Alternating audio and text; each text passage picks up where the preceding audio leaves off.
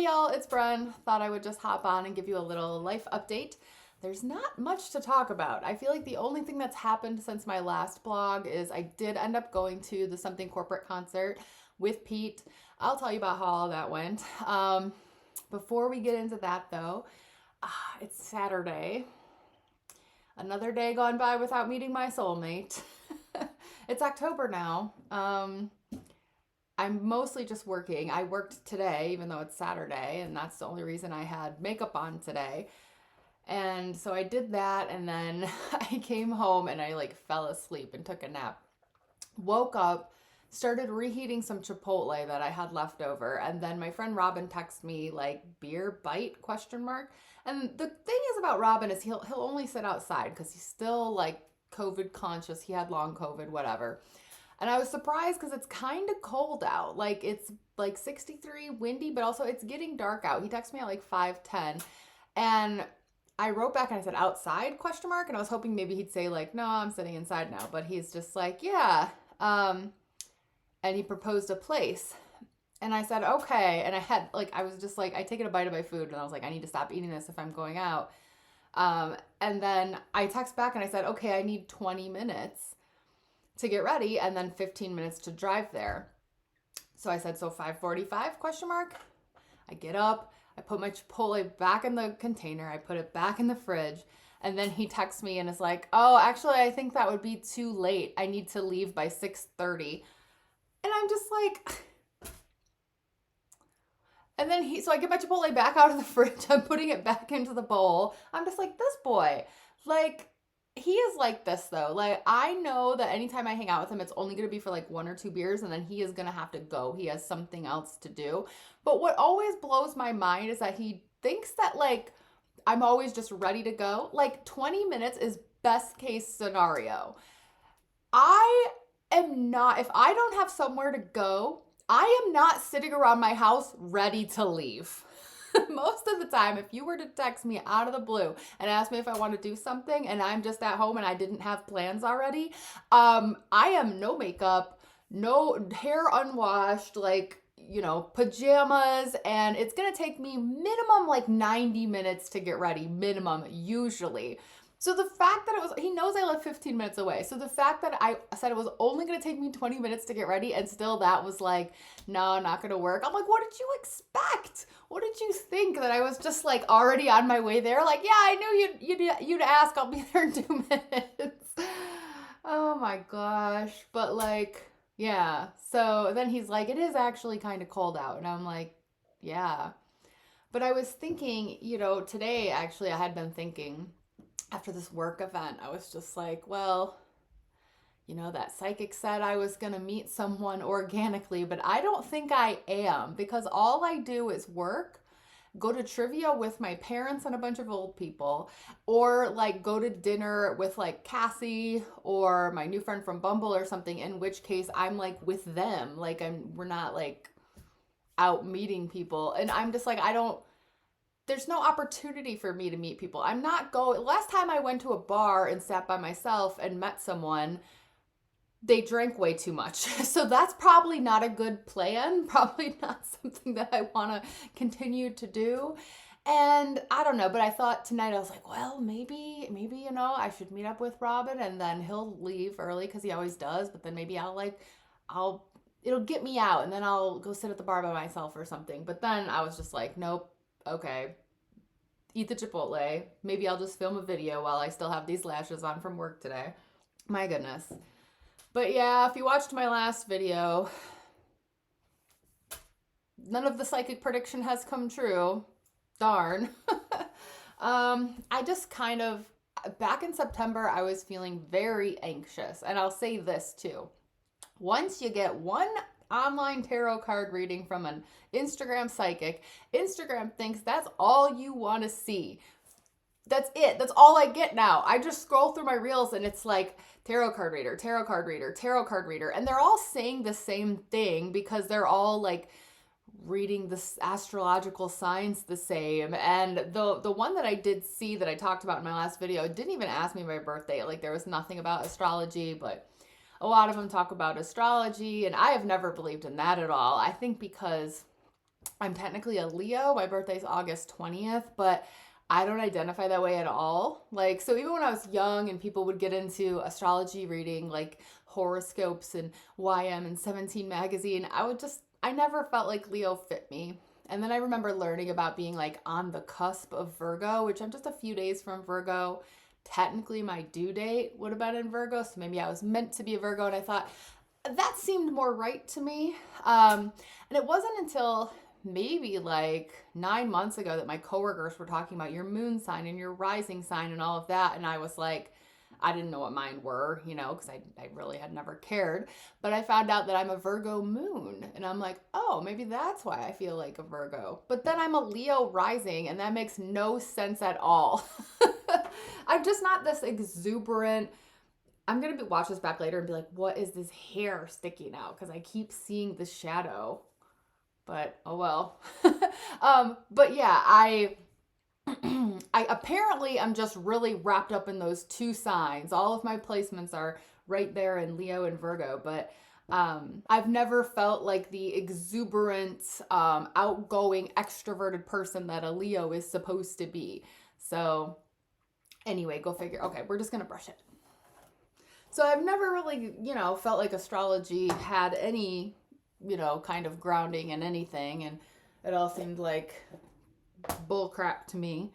Yeah, I had no idea there were so many psychics on TikTok and Instagram, and I guess there was an eclipse in September, and a lot of them were saying it was going to be this big opportunity for Virgos specifically, to end one era and end like friendships and relationships that were no longer serving you, to make way for new ones. And some of the stuff they were saying was somewhat coincidental in that it coincided with what that psychic had told me directly in my last video, and I was starting to think like, maybe there's something to this. But like nothing has happened.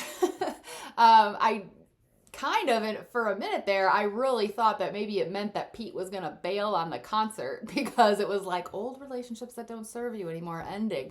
I had so much anxiety about Riot Fest and the concert. I did not end up going to the actual music festival, Riot Fest, that I've gone to every year. It was so hot, and I just had a lot of anxiety about going alone, even though I wasn't totally going alone, because I could have hitched a ride with my friend Brendan, but I knew that we weren't going to hang out when we were there, because we listened to totally different music and we're going to be seeing different bands. So it would have been a situation where we, split up. And he also had VIP, and I didn't, because he has like a problem with his leg. And so like he was going to need to sit down and stuff. I didn't want to pay for VIP. And so I just ended up not going. It was causing me too much anxiety. And when I have a decision to make and I can't make the decision, sometimes I just tell Cassie she has to make the decision for me. And she told me not to go. So I was like, fine, I'm not. But I did absolutely 1000% want to go to the Something Corporate after show that was on Saturday night. There was no way I was going to miss that. And I think I already told you all that, like, I knew that Sarah, my friend from Bumble, and her husband were going to go to that, but I never met her husband. I didn't really know how it was going to be to like go to a concert with her. She's a new friend. We're still getting to know each other. It wasn't like an instant clicking between us, but like she's nice. She seems like a good person. She stayed at my house a couple of times, but I'm still getting to know her. And so I was a little anxious about just going with her. And I really wanted Pete to go. There were a couple reasons I wanted Pete to go. One, I'd have someone to ride with. I would, then would feel safer getting in and out of downtown Chicago really late at night. And two, like, I just knew that he loved that band so much. And it felt like I wanted to see it with someone else who loved Something Corporate as much as I do. But, I had been trying to convince him that he needed to go. And he kept saying, like, yeah, I think I'm going to go. I got to figure it out, blah, blah, blah. And then when the tickets were announced to be going on sale, I told him to let me know if you want me to get you a ticket, because I'm going to be online ready to buy them. And then 30 minutes before they went on sale, I texted him, he didn't answer. 10 minutes before, I texted him, he didn't answer. 2 minutes before, I texted him, he didn't answer. And I took that as, like, there's no way he's going. He's not going. I figured either Emily said she wanted to go and he didn't want to tell me, or Emily told him he wasn't allowed to go with me and he didn't want to tell me, or whatever this is, or he didn't want to tell Emily or ask her, so he was just avoiding it, because that's his personality type. It's just very passive aggressive, very like just avoid conflict moment to moment and put things off and whatever. That's who he is. So I figured he wasn't going to go. And so I was shocked that after I bought my ticket, and I also bought Sarah and her husband's tickets because she couldn't get through. And so I had 3 tickets in my possession and they sold out like really quickly. And then all of a sudden Pete's like, oh yeah, I do want to go. I was just in a work meeting. And I was so annoyed because it's like, now I have to have all this anxiety because he got a ticket on StubHub. But see, I've seen Andrew McMahon, the lead singer of Something Corporate, plenty of times in all of his different bands. And he tries to prevent scalping by not allowing his tickets to be transferable. So I didn't know how StubHub was going to work out because there were people on Reddit saying that their StubHub tickets didn't work. And I didn't want to get all the way into Chicago with Pete and then he couldn't get in. So I had all this anxiety about the whole thing that was supposed to be like a fun thing. And yet it was like stressing me out so much. And I'm really surprised. Up until Pete was in my car and we were driving to Chicago, I was convinced that he was not actually going to go. But what I did, I call it the anxiety tax. I bought an extra ticket because someone put one up for official resale, which I knew would work. And so I snagged it when I saw it. So that I did have 4 legit tickets. And then, of course, Pete's StubHub ticket did work. So we did not need the extra ticket. So I wasted $60 on my anxiety. Did Pete offer to pay me for any portion of that since he was the one who, like, you know, messed up and didn't let me get him a ticket at the appropriate time? No, of course not. But he probably thinks it's ridiculous that I bought an extra one because, of course, his StubHub one was going to work. But I just am not I'm type A. Like, I needed to know. I have wasted so much money this summer on stuff I didn't go to. I told you about how there was that beer festival that I was supposed to go to with Sarah, and then it was $80 and I paid her for it and then I didn't go.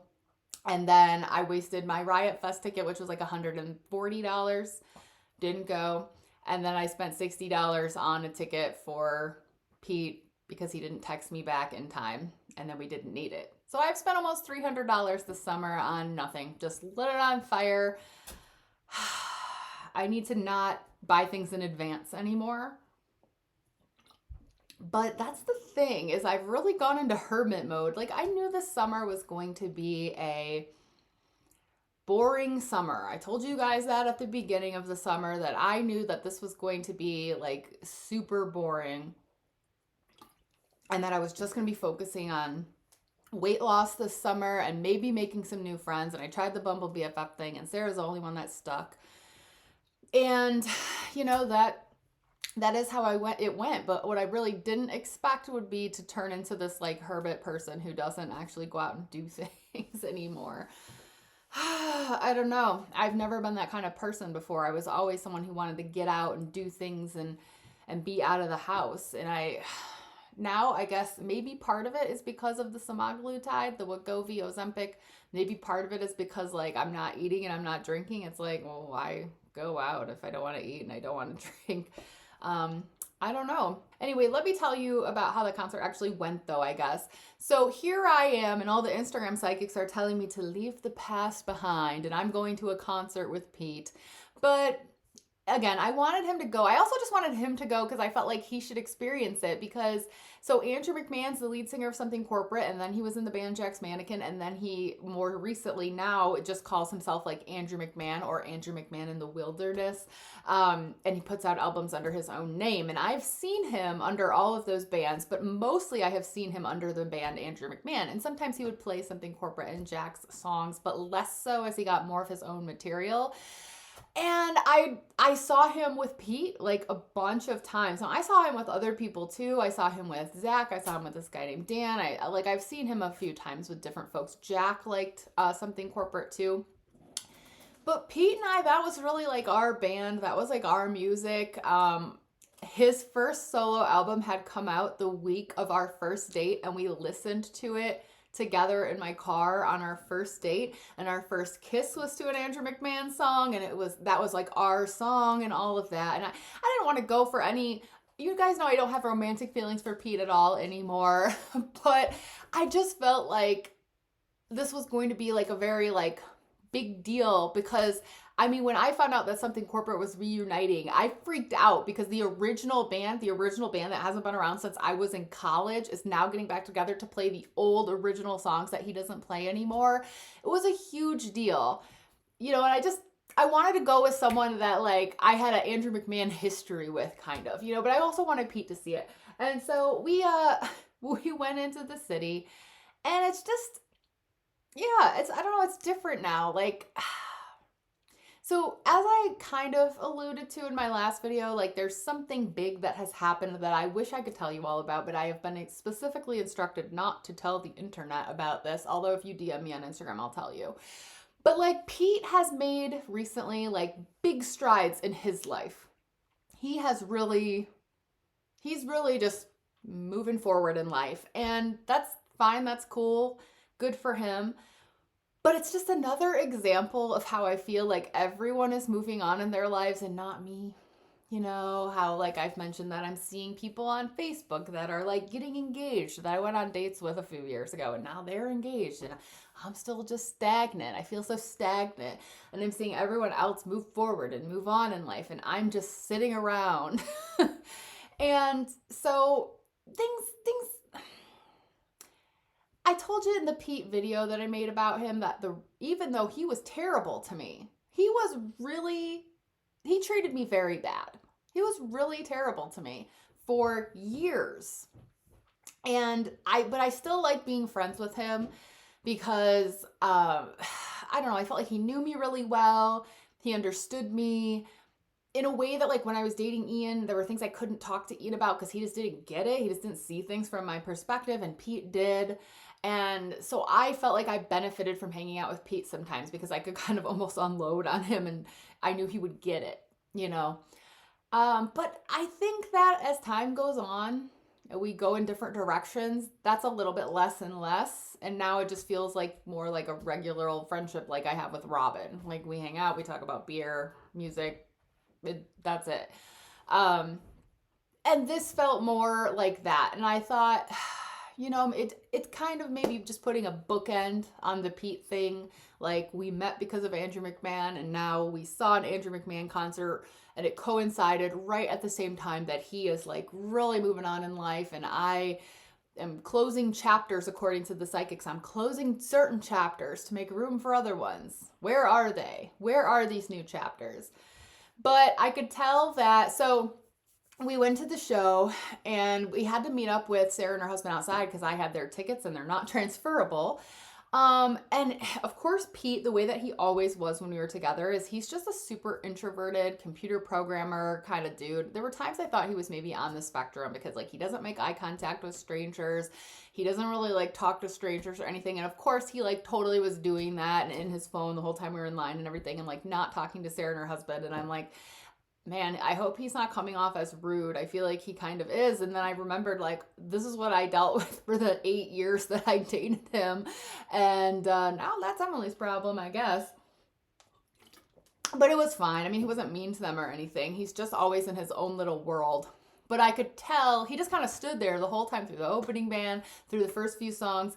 But by the middle of the show, he was getting into it and he was starting to like clap and he was filming things. And at the end, he had a big old smile on his face. And I was like, aren't you glad I made you go to this? And he said, yeah, I'm glad. And then he went and bought a t-shirt. So I know he had a good time. I'm glad that he did go. And it's not like I haven't talked to him since then, actually. We've exchanged a few texts. He told me something about his kid's school, and I don't remember. Oh, I had to hit him up with an eye doctor question about his eye doctor that I have to see now. So, you know, it's like back to normal, I guess. So nothing really significant, kind of a boring story. If you were expecting some kind of juicy Pete reunion story, you're not getting it. He's still just a dude I know, I guess. His life is more interesting than mine. It's getting kind of dark in here. Let me see if I can adjust my lighting so I don't look so grainy and dark. Okay, that's way different because it's a completely different day now. Today is Monday. I had filmed the first part of that video on Saturday and I kept going, I kept filming, but to be honest with you, it got really boring and really kind of whiny. I got very woe is me in the latter half of that video. So I'm gonna pick it up here. I'm having the same hair problem with the same little flyaways. But anyway, yeah, okay. So fast forward 2 days. Um, I think last week was just a lot of little things were kicking my butt, and my anxiety it's still up there. But last week was just one thing after another. And I even say in the video that I filmed on Saturday that, the second half I'm just going to redo. But I had said in that video, I know that my grandmother always said, count your blessings. And I feel really bad complaining about anything right now because there are people who have just lost their homes in the hurricanes. There are people at war. There are people dying in parking lots because they're going septic because they can't get the medical treatment they need in Texas. And I have nothing to really complain about. But oh my God, last week my air conditioner went out. So I had to get that fixed. And then the door on my sliding glass door, the lock on my patio door broke. And okay, fine. I can fix the lock, take it to Home Depot, get a new lock. And I'm just, I'm just sick of having to do everything though. It's not that I don't want to have to call the air conditioner company or fix a lock because those are man things. I would gladly do those things if someone else were vacuuming or cleaning the toilets, if I had a little trad wife around. It just felt like a lot. And then I went to the eye doctor last week.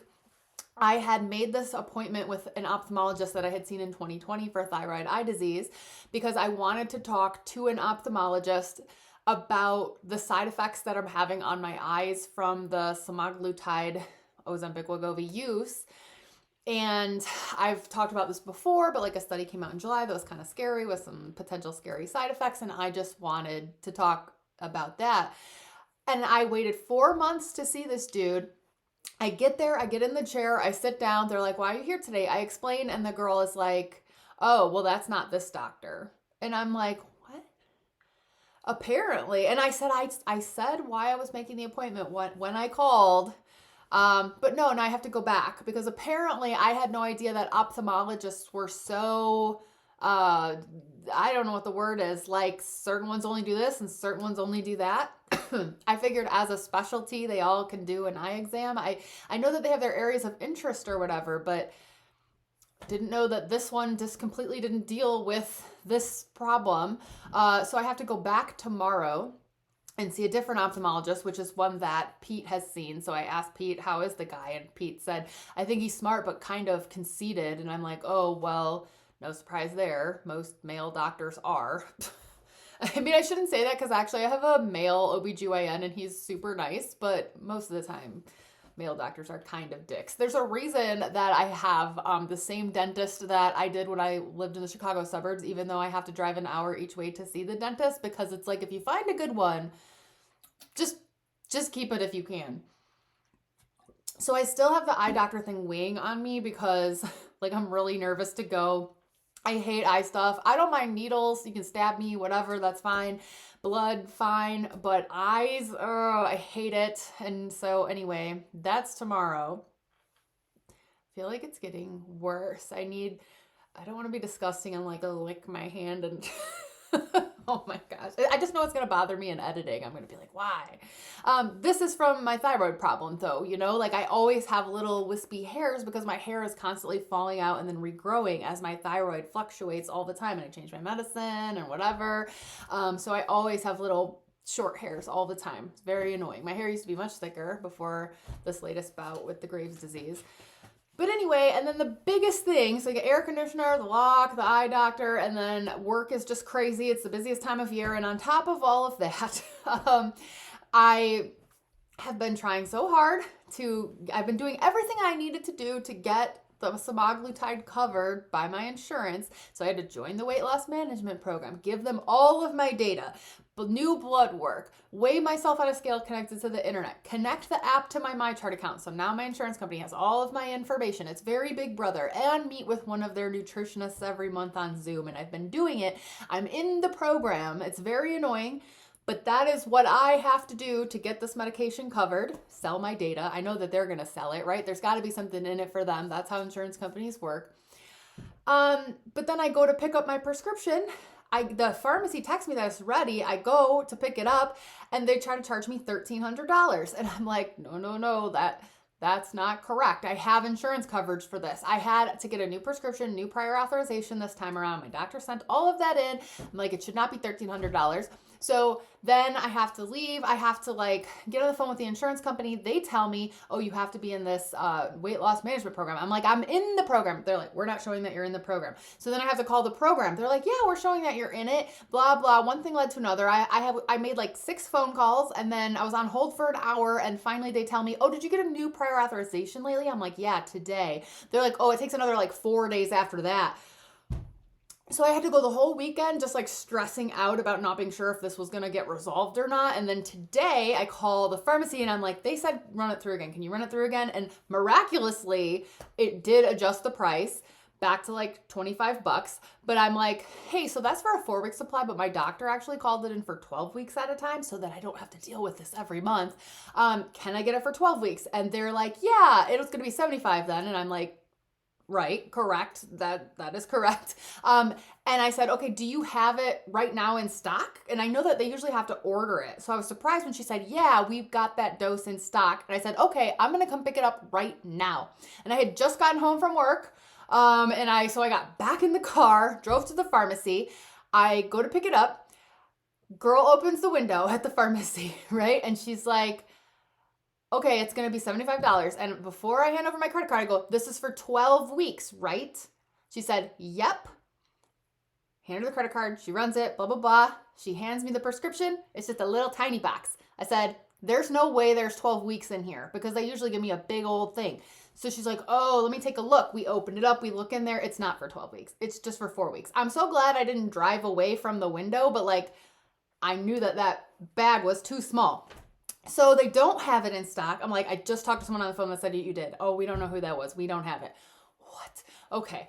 So they have to refund me and then only charge me $25 for the 4 weeks. But now I have to go back and I'm like, this is gonna mess up my future prescriptions because now I've gotten 4 weeks, but I want to get it 12 weeks in the future, blah, blah, blah. She told me that they've got it on auto refill now and that next time when it's due, they should be ordering 12 weeks for me. We'll see.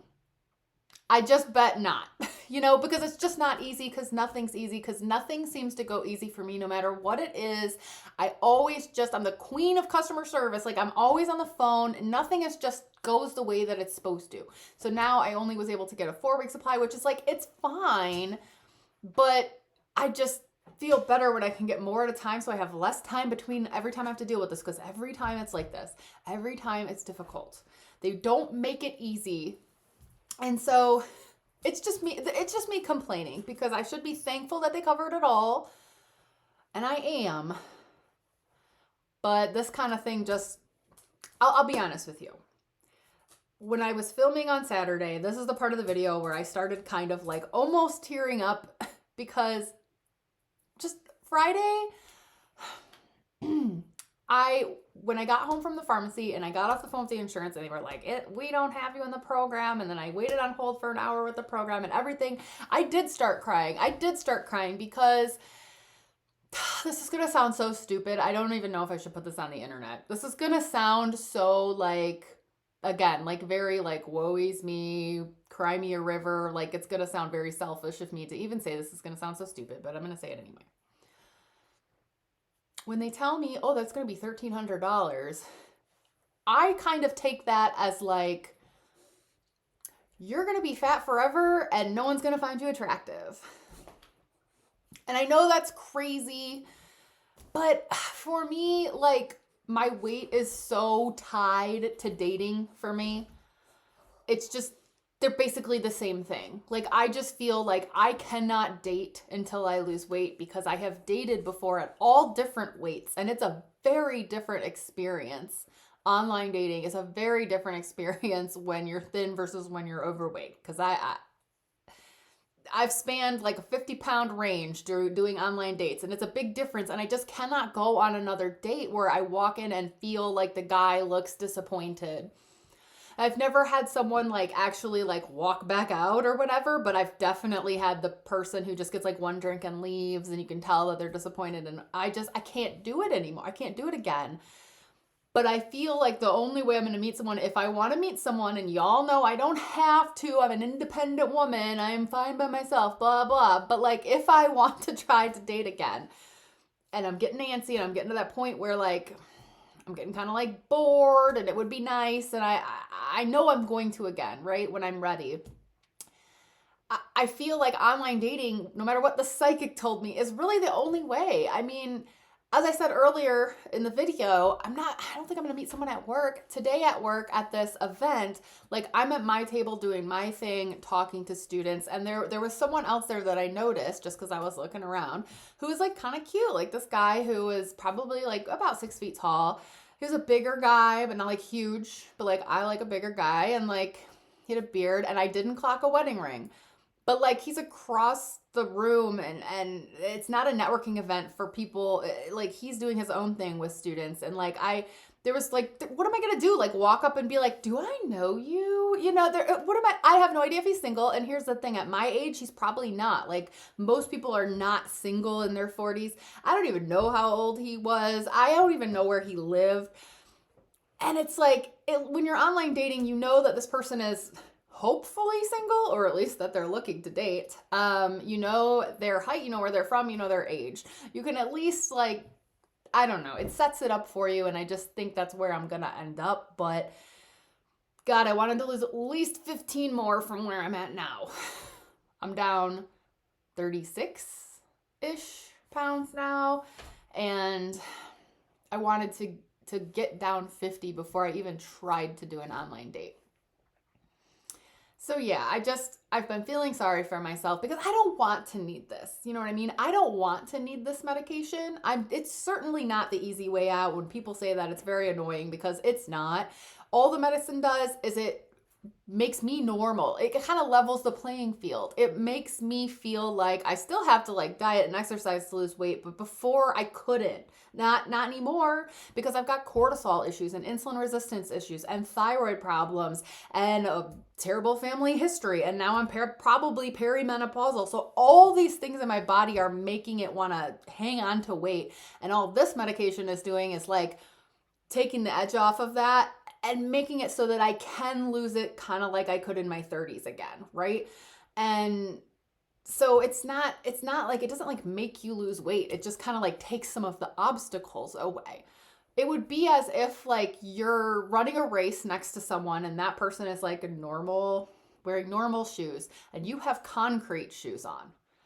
What Ozempic does is it takes the concrete shoes like 90% off of you. It doesn't make you run faster. It doesn't make you better than the other person. It's just kind of taking away that extra obstacle that you have that other people don't have. And I don't want to need it. I don't want to have to be on the phone with the insurance company. I don't want to have to be in the stupid program. I don't want to have to deal with any of this. I don't want to have to take it. I'm supposed to take it on Sundays, and I didn't take it yesterday because I had to get up really early today, and I've got to get up really early tomorrow for work, and I got all this stuff going on at the beginning of the week, and I was like, I'm just going to space it out a little bit more because I don't want to be sick, and I always get sick for a couple days. I don't want to need this. But at the same time, it's like I've been in this body my whole life, and it's very frustrating. And this is the first thing that feels like it's working and making me feel like a normal person. And the fact that my insurance could just take it away is just very anxiety inducing. But I've talked enough about this anyway. I don't want to bore all of you with all of this like Ozempic talk because that's not what this channel is about. But it's kind of all I've been doing all summer is just taking this medicine and trying to lose weight.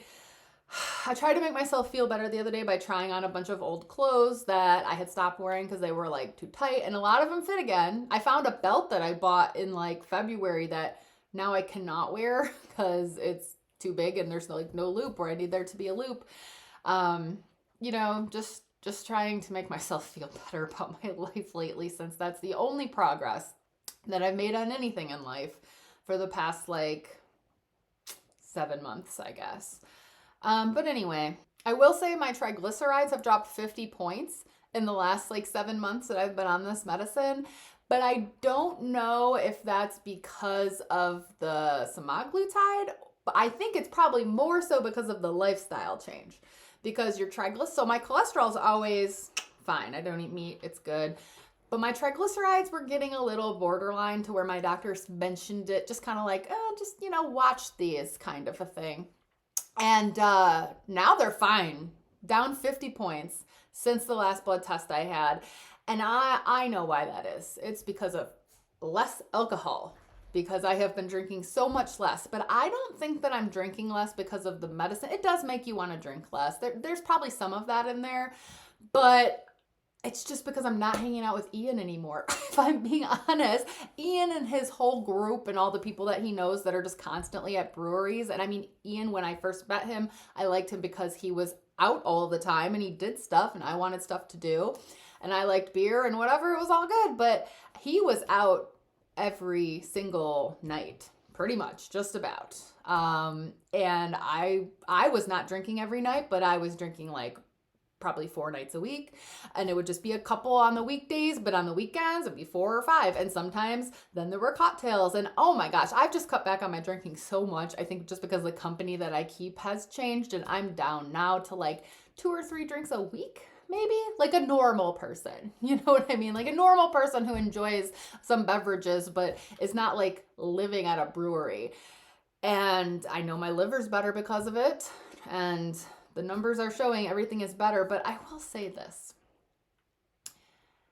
I kind of miss, like, I never was drinking to get drunk or drinking because of the effects of the alcohol. I was there for the socialization aspect.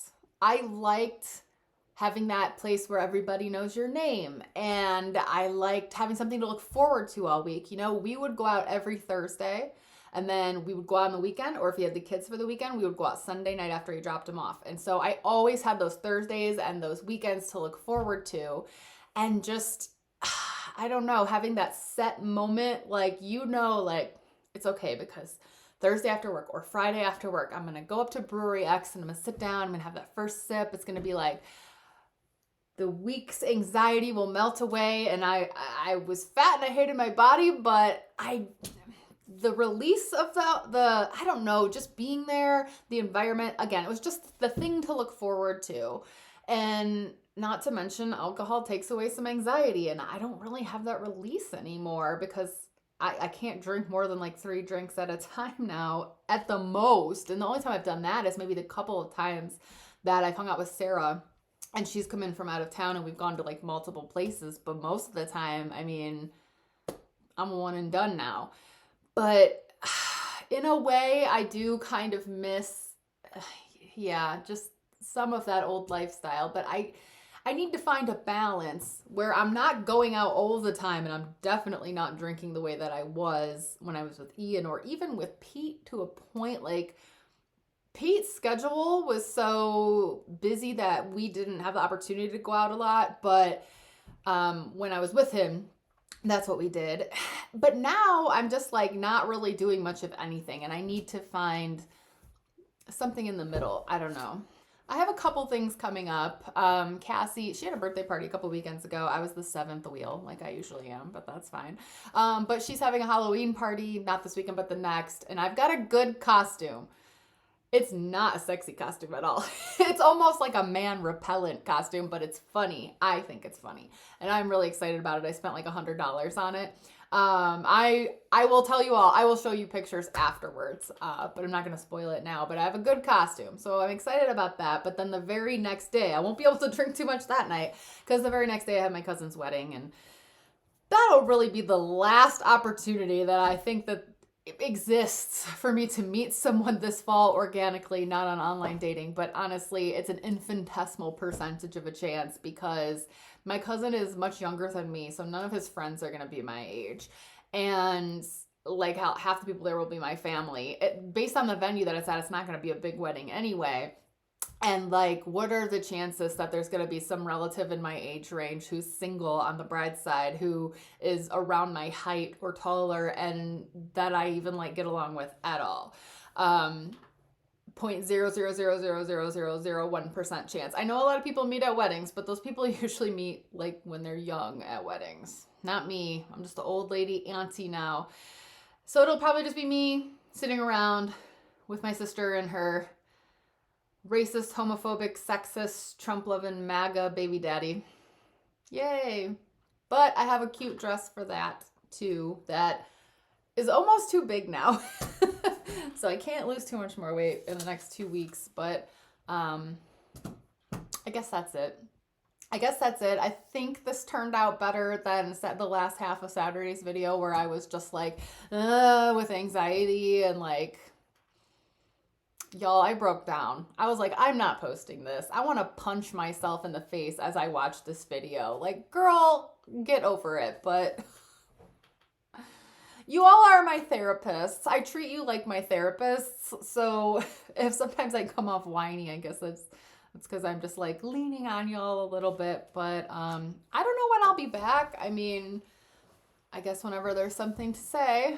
But it's just go time at work right now for a while. So it's pretty much just that. All right.